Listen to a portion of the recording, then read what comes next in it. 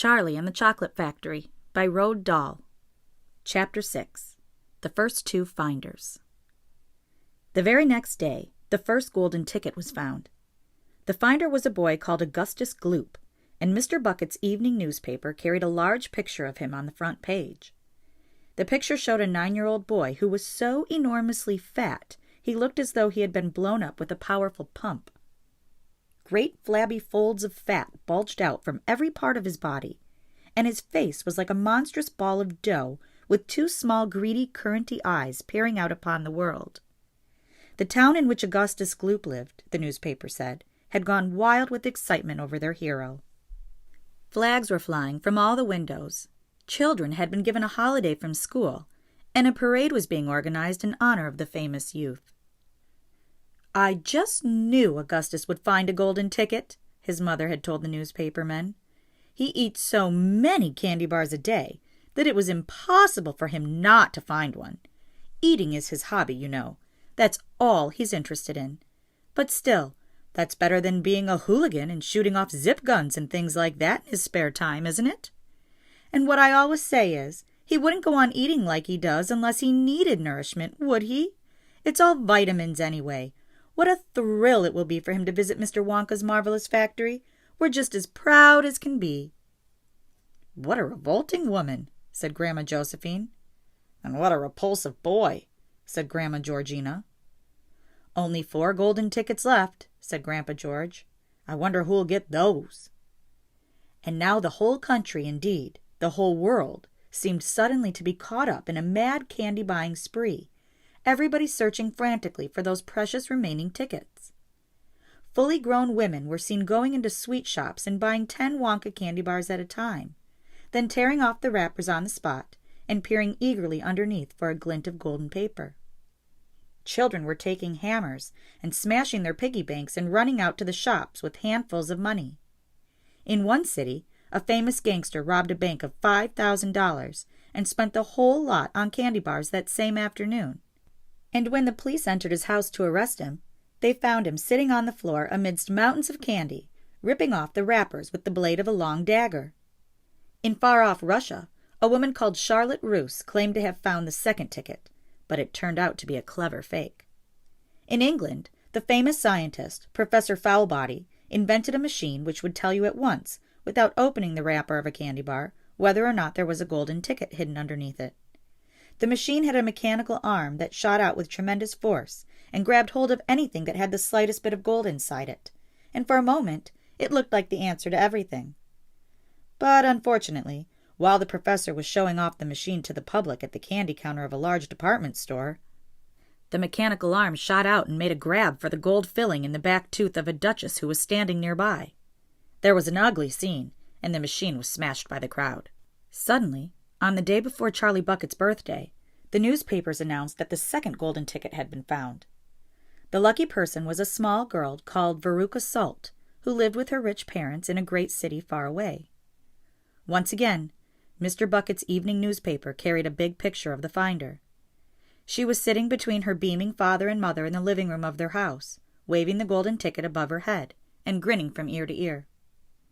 Veruca's father, Mr. Salt, had eagerly explained to the newspaper men exactly how the ticket was found. "You see, fellers," he had said, "as soon as my little girl told me that she simply had to have one of those golden tickets, I went out into the town and started buying up all the Wonka candy bars I could lay my hands on. Thousands of them I must have bought, hundreds of thousands. Then I had them loaded onto trucks and sent directly to my own factory. I'm in the peanut business, you see, and I've got about 100 women working for me over at my joint, shelling peanuts for roasting and salting. That's what they do all day long, those women. They sit there shelling peanuts. So I says to them, 'Okay, girls,' I says, 'from now on, you can stop shelling peanuts and start shelling the wrappers off these crazy candy bars instead.' And they did. I had every worker in the place yanking the paper off those bars of chocolate full speed ahead from morning till night. But 3 days went by, and we had no luck. Oh, it was terrible. My little Veruca got more and more upset each day, and every time I went home she would scream at me, 'Where's my golden ticket? I want my golden ticket!' And she would lie for hours on the floor, kicking and yelling in the most disturbing way. Well, sir, I just hated to see my little girl feeling unhappy like that. So I vowed I would keep up the search until I'd got her what she wanted. Then suddenly, on the evening of the 4th day, one of my women workers yelled, 'I've got it, a golden ticket!' And I said, 'Give it to me quick.' And she did, and I rushed it home and gave it to my darling Veruca. And now she's all smiles, and we have a happy home once again." "That's even worse than the fat boy," said Grandma Josephine. "She needs a real good spanking," said Grandma Georgina. "I don't think the girl's father played it quite fair, Grandpa. Do you?" Charlie murmured. "He spoils her," Grandpa Joe said. "And no good can ever come from spoiling a child like that, Charlie. You mark my words." "Come to bed, my darling," said Charlie's mother. "Tomorrow's your birthday. Don't forget that. So I expect you'll be up early to open your present." "A Wonka candy bar!" cried Charlie. "It is a Wonka candy bar, isn't it?" "Yes, my love," his mother said. "Of course it is." "Oh, wouldn't it be wonderful if I found the 3rd golden ticket inside?" Charlie said. "Bring it in here when you get it," Grandpa Joe said. "Then we can all watch you taking off the wrapper." Chapter 7. Charlie's Birthday.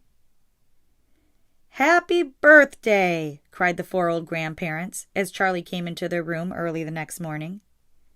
Charlie smiled nervously and sat down on the edge of the bed. He was holding his present, his only present, very carefully in his 2 hands. "Wonka's Whipple Scrumptious Fudge Mellow Delight," it said on the wrapper. The 4 old people, 2 at either end of the bed, propped themselves up on their pillows and stared with anxious eyes at the candy bar in Charlie's hands. Mr. and Mrs. Bucket came in and stood at the foot of the bed, watching Charlie. The room became silent. Everybody was waiting now for Charlie to start opening his present. Charlie looked down at the candy bar. He ran his fingers slowly back and forth along the length of it, stroking it lovingly, and the shiny paper wrapper made little sharp crackling noises in the quiet room. Then Mrs. Bucket said gently, "You mustn't be too disappointed, my darling, if you don't find what you're looking for underneath the wrapper.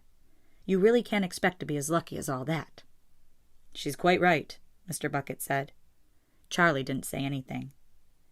"After all," Grandma Josephine said, "in the whole wide world there are only 3 tickets left to be found." "The thing to remember," Grandma Georgina said, "is that whatever happens, you'll still have the bar of candy." "Wonka's Whipple Scrumptious Fudge Mellow Delight," cried Grandpa George. "It's the best of them all. You'll just love it." "Yes," Charlie whispered. "I know." "Just forget all about those golden tickets and enjoy the candy," Grandpa Joe said. "Why don't you do that?" They all knew it was ridiculous to expect this one poor little candy bar to have a magic ticket inside it, and they were trying as gently and as kindly as they could to prepare Charlie for the disappointment. But there was one other thing that the grown-ups also knew, and it was this, that however small the chance might be of striking lucky, the chance was there. The chance had to be there. This particular candy bar had as much chance as any other of having a golden ticket. And that was why all the grandparents and parents in the room were actually just as tense and excited as Charlie was, although they were pretending to be very calm. "You'd better go ahead and open it up, or you'll be late for school," Grandpa Joe said. "You might as well get it over with," Grandpa George said. "Open it, my dear," Grandma Georgina said. "Please open it. You're making me jumpy." Very slowly, Charlie's fingers began to tear open one small corner of the wrapping paper. The old people in the bed all leaned forward, craning their scraggy necks. Then suddenly, as though he couldn't bear the suspense any longer, Charlie tore the wrapper right down the middle, and onto his lap there fell a light brown creamy-colored chocolate candy bar. There was no sign of a golden ticket anywhere. "Well, that's that," said Grandpa Joe brightly. "It's just what we expected." Charlie looked up. 4 kind old faces were watching him intently from the bed. He smiled at them, a small, sad smile, and then he shrugged his shoulders and picked up the candy bar and held it out to his mother and said, "Here, Mother, have a bit. We'll share it. I want everybody to taste it." "Certainly not," his mother said, and the others all cried, "No, no, we wouldn't dream of it. It's all yours." "Please," begged Charlie, turning around and offering it to Grandpa Joe. But neither he nor anyone else would take even a tiny bite. "It's time to go to school, my darling," Mrs. Bucket said, putting an arm around Charlie's skinny shoulders. "Come on, or you'll be late."